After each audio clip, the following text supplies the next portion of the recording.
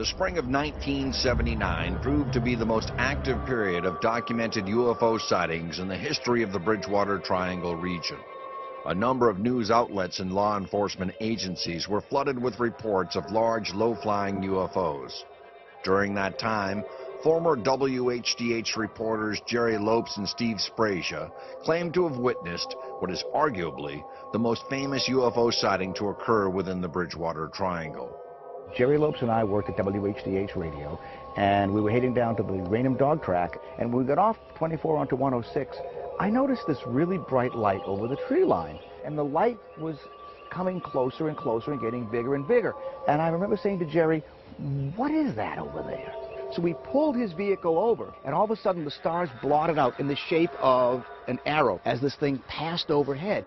Ironically, I'm a big baseball fan, it looked like a baseball home plate, and there were a series of lights on it. And it was very, very wide. Perhaps the width of now, we'd say 5 747s wing to wing. It looked like it had a little cord or something hanging off it, and sparks were coming off of it. I almost felt like I could throw a rock at the thing. It seemed that close to me. This was pretty much the shape of it. And this thing passed overhead like this.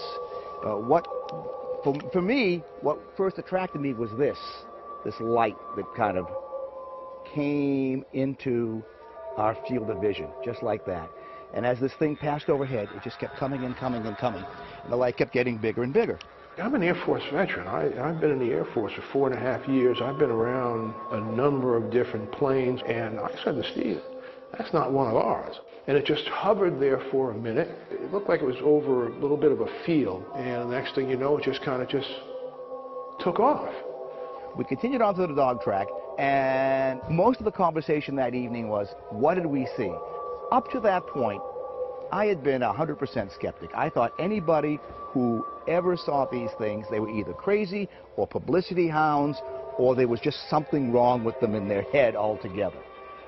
What I didn't realize at the time was that a lot more people had seen it than just Jerry and I. Interestingly, over the course of the next week, there were a series of spottings, different sightings. It was reported in the papers, reported on the radio station, and at that point, Steve and I decided to come forward and say, hey, we actually saw something. A couple of days later, an article appears in the Brockton Enterprise. And not only does it have interviews with Jerry and I, but quite a number of other folks in and around the Randolph area who had seen it. But they've got the staff artist take all of our recollections and put together a drawing, an artist rendition, which looked pretty much like this.